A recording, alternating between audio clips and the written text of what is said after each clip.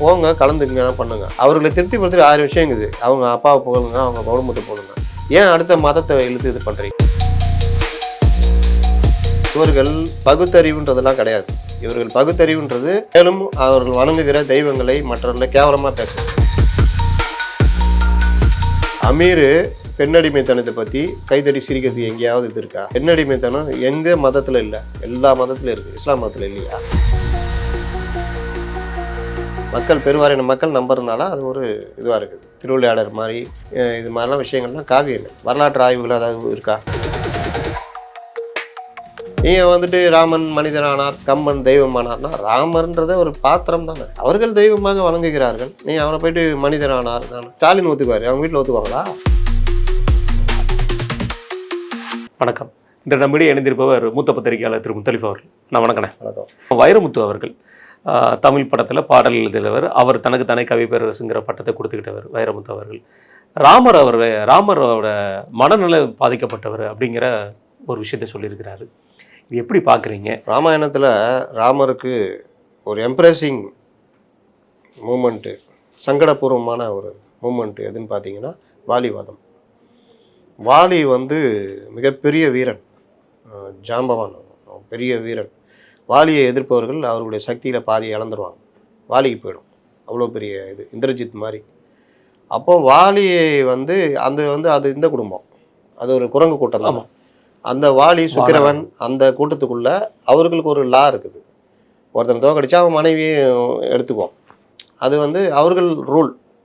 அப்படி சுக்ரீவன் ஏதோ பண்ணும்பொழுது சுக்ரீவன் அடித்து தோத்துட்டு அவன் மனைவியை எடுத்து இது பண்ணுறான். ராமர் மனித குலத்துடைய இது மனிதனாக அவதரித்த இது காப்பியங்கள் அப்படி தானே சொல்லுது.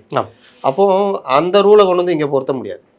சுக்ரீவன் தான் பாதிக்கப்பட்டது தன்னுடைய நாட்டை மீட்டு கொடுக்குறப்போ ராமர் அதை நம்பிட்டு போகிறார். போகும்பொழுது வாலி பற்றி தெரிஞ்சுக்கிறார். தெரிஞ்சிக்கும் பொழுது நேரடியாக வாலியோட மோத முடியாதுன்றதும் தெரியுது.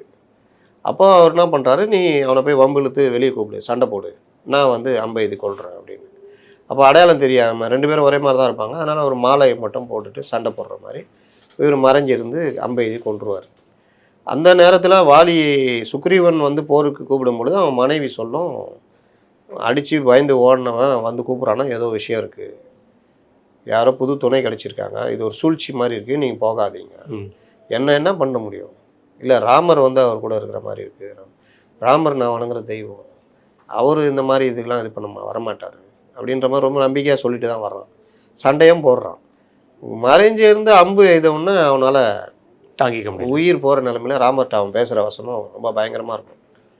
நீங்கள் கேட்டிருந்தா நானே என் உயிரை கொடுத்துருப்பேனே, நீங்கள் சொல்லியிருந்தா நான் செஞ்சுருப்பேனே, உங்களை நான் தெய்வமாக நம்பினேன், என் மனைவி சொன்ன போது கூட நான் இது பண்ணல, நீங்கள் இப்படி பண்ண மாட்டீங்கன்னு நம்பி தான் நான் வந்தேன், ஆனால் அந்த மாதிரி பண்ணிட்டீங்க, நான் கேட்டு நானே உயிரை கொடுத்துருப்பேனே அப்படின்னு சொல்லி தான் உயிரை விடுவான். அது ராமருக்கு சங்கடம் தரும் விஷயம். இதை வால்மீகி ராமாயணத்தில் எழுதியிருப்பாங்க. வாலிவதம்னு தனி ஒரு இதுவே இருக்குது. நீங்கள் அந்த ராமாயணத்தை பேசுகிறவர்கள் கூட அந்த இடத்துல ராமனுடைய செயலை ஏற்றுக்க மாட்டாங்க, பேசுவாங்க. ஆனால் ராமரை பற்றி பெருமைப்பட்டு சொல்ல வேண்டிய விஷயங்கள் ஏகப்பட்டது இருக்குது.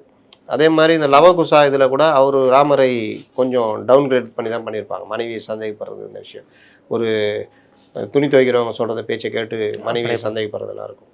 அப்போ ராமன் மனிதன் தானே, அதனால் அப்ஸ் அண்ட் டவுன் இருக்கும், அதை சொல்லியிருப்பாங்க. ஆனால் ராமச்சந்திர இதுன்றது இன்றைக்கி பெரிய அளவுக்கு எல்லோரும் ஜெய் ஸ்ரீராம் அப்படின்னு சொல்கிற அளவுக்கு இருக்குது. அப்போ நீங்கள் பேசும்பொழுது நீங்கள் இலக்கியம் அறிந்தவர். கண்ணதாசனோட நீங்கள் ஒன்றும் பெரிய ஆள் கிடையாது. அந்த கண்ணதாசன் தன்னுடைய பல பாடல்களில் ராமாயணத்தில் உள்ள பாத்திரங்களை சுட்டி இது பண்ணியிருக்காரு. ராஜபாட்டரங்கத்துறையில் ராமர் எப்படி தனிச்சு நிற்கிறாரு, அந்த 4 தம்பிகளை பற்றி சொல்லி அதெல்லாம் ரொம்ப சுட்டி காட்டி ரொம்ப அருமையாக இருக்கும். அந்த வரிகளோடு சேர்ந்துருக்கும். அண்ணன் தம்பி தானே அந்த இது. மகாபாரதம் பற்றி இந்த படத்தில் கௌரவம் படத்தில் அறிவை கொடுத்ததோ துரோணரின் கௌரவம், அவர் மேல் தொடுத்ததோ அர்ஜுனன் கௌரவம், நடந்தது அந்த நாள் முடிந்ததா பாரதம்னா பாட்டல் வரும்.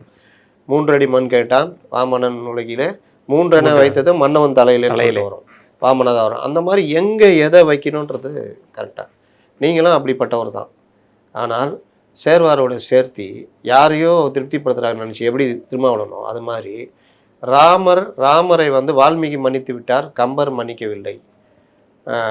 மனைவியை பிரிந்து, அதாவது நீங்கள் அதை வேறு வார்த்தையிலோட சொல்லியிருக்கலாம், ராமர் வந்து பெரிய மன உளைச்சல் இருந்தார்.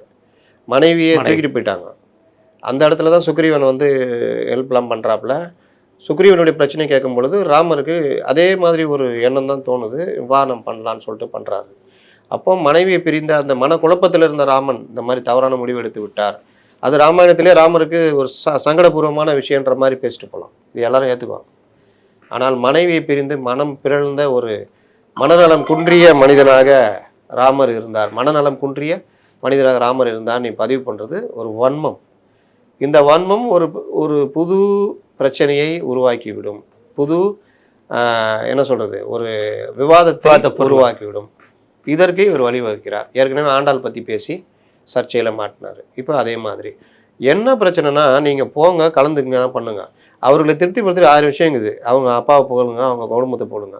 ஏன் அடுத்த மதத்தை இழுத்து இது பண்ணுறீங்க? அப்போ நபியை பற்றி பேசுங்க, கிறிஸ்தவர்களை பற்றி பேசுங்க.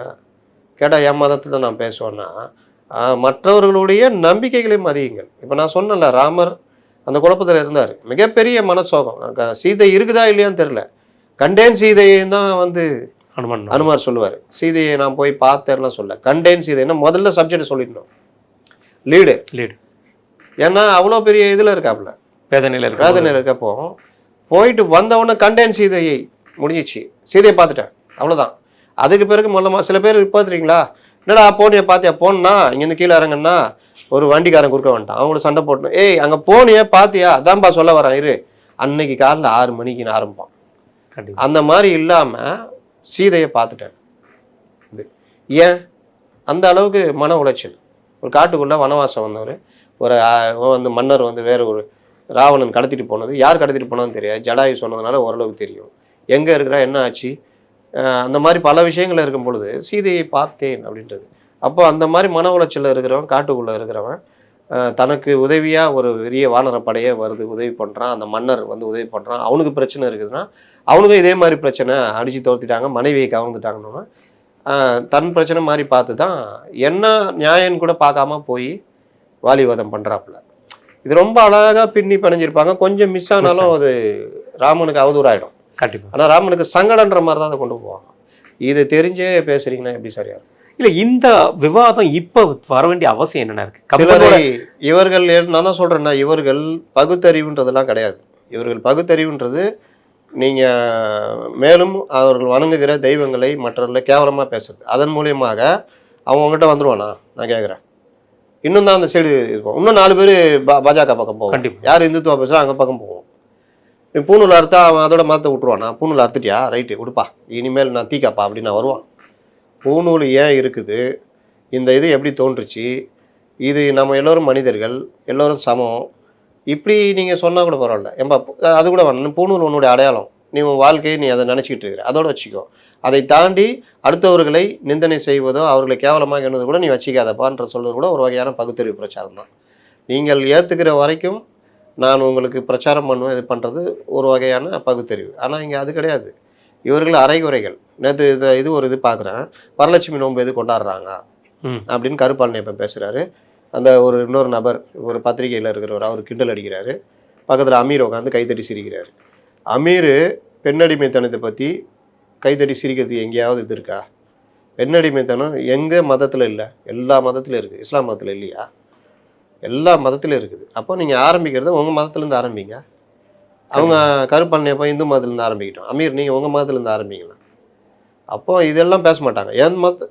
என் வீட்டை பற்றி என்னதை பற்றி பேசாது. ஆனால் நான் இதை பற்றி பேசுவேன், சிரிப்பேன், கை கொட்டி சிரிப்பேன், எல்லாம் பண்ணுவேன். இதுதான் இன்னைக்கு நிலைமை. அதே மாதிரி அவரோட வைரமுத்து அவர்கள் குறிப்பிட்டு சொல்லும்போது, அந்த இயக்கம் முடிஞ்சோடனே ராமன் வந்து மனிதன் ஆனார், கம்பன் வந்து தெய்வம் ஆனார் அப்படிங்கிற ஒரு வார்த்தையை சொல்லியிருக்காரு. இது என்ன, கம்பன் கடவுள், ராமர் மனிதன், என்ன? அதுவே ஒரு காவியங்க. அது வரலாற்று ஆதாரம்லாம் கிடையாது, ஒரு காவியம். மக்கள் நம்புகிறாங்க, மக்கள் பெருவாரியான மக்கள் நம்புறதுனால அது ஒரு இதுவாக இருக்குது. திருவிளையாடர் மாதிரி இது மாதிரிலாம் விஷயங்கள்லாம் காவியங்கள். வரலாற்று ஆய்வுகள் அதாவது இருக்கா? ஆனால் மக்களுடைய நம்பிக்கையை எல்லாரும் மதிக்கணுன்றதுனால போகிறோம், அவ்வளோதான். அப்போ முகமது நபி வந்தார், அவர் மனிதர். ஆனால் அவர் சொன்னதுக்கு இறை வசனங்கள் இறக்குனார், எல்லாம் பண்ணார். அதுக்கு வரலாற்று ஆவணங்கள் இருக்கா? இயேசு சொன்னார் நான் தேவகுமாரன், அதுக்கு வரலாற்று ஆவணம் இருக்கா? கிடையாது. ஆனால் பெருவாரின மக்கள் அன்னைக்கு இவர்கள் நமக்கு நல்லா செய்கிறாங்க, நம்பினாங்க, இது பண்ணாங்க. இது இந்து மதத்தில் இந்த கூட்டமாக திரியும் பொழுது அந்தந்த கூட்ட தலைவர்கள் தெய்வமாக மாற்றப்பட்டார்கள். இந்திரன் மற்றவர்கள்லாம் அப்படி கடவுளாக சூரியனை இயற்கையை வணங்க ஆரம்பிச்சது. அது கடவுள் நம்பிக்கையாக மாறுது. அப்புறம் தேசங்களாக மாறும் பொழுது கடவுள் நம்பிக்கை வைத்து தான் மனிதர்களை கட்டுப்படுத்த முடியும். இல்லாட்டி கட்டுப்பட மாட்டான். கண்டிப்பாக. நல்லது கெட்டது அதுக்காக மதங்கள் பயன்பட்டது. மதத்தை வைத்து பிழைப்பதற்கு சிலர் இந்த உட்பிரிவுகள் மற்ற விஷயங்களை பயன்படுத்தினாங்க. நீங்கள் இதை தான் நீங்கள் பிரச்சாரமாக கொண்டு போகணும், இது பண்ணுமே தவிர நீங்கள் வந்துட்டு ராமன் மனிதனானார், கம்பன் தெய்வமானார்னா ராமர்ன்றத ஒரு பாத்திரம் தானே. அவர்கள் தெய்வமாக வணங்குகிறார்கள். நீங்கள் அவனை போயிட்டு மனிதனானார் தானே உருட்டுறது. என்ன உருட்டுனா அவர்கிட்ட அவங்க வீட்டு ஸ்டாலின் ஒத்துக்குவார், அவங்க வீட்டில் ஒத்துக்குவாங்களா? இல்லை அவர் மக மற்றவங்க ஒத்துக்குவாங்களா? இன்றைக்கி பகுத்தறிவு எல்லாம் பேசிட்டீங்க. உங்கள் வீட்டிலலாம் எப்படி இருக்குது? திருமணங்கள் எப்படி நடக்குது? கேட்டால் சுயமரியாதை திருமணம். எவனா கட்சிக்காரன் உணர்ச்சி வசப்பட்டு நடத்துவான். இவங்க போனோன்னா ஐயரை வச்சு மாதிரி நடத்துவான். அது உங்களால் தடுக்க முடியுமா? இன்றைக்கி பூமி பூஜை போடாமல் இருக்கீங்களா? டிபார்ட்மெண்ட் வைஸாகவே நடக்குது. உங்கள் அமைச்சர்கள் ஒரு லைட்டாக குங்குமம் வச்சது கலைஞர் கண்டிச்சாரு. இன்றைக்கி பட்டை அடிச்சுட்டு சுற்றிட்டு இருக்காரு சேகர் பாபுலேருந்து எல்லாரும். எதாவது பண்ண முடியுமா? அதனால் நீங்கள் போயிட்டீங்கல்ல, அதே வழியில் தானே போயிட்டீங்க. அப்புறம் என்ன அதை கிண்டல் பண்ணுறீங்க? போங்க கம்முன்னு. அதிமுகலாம் போகல. அதிமுகவில் பார்த்துறீங்களா? அந்த மாதிரிலாம் இருக்கவே இருக்காது. இதை பற்றியுமே வேறு வாட்டில் போவாங்க. கண்டிப்பாக. மிக நன்றி. நான் நேரத்தை கருத்து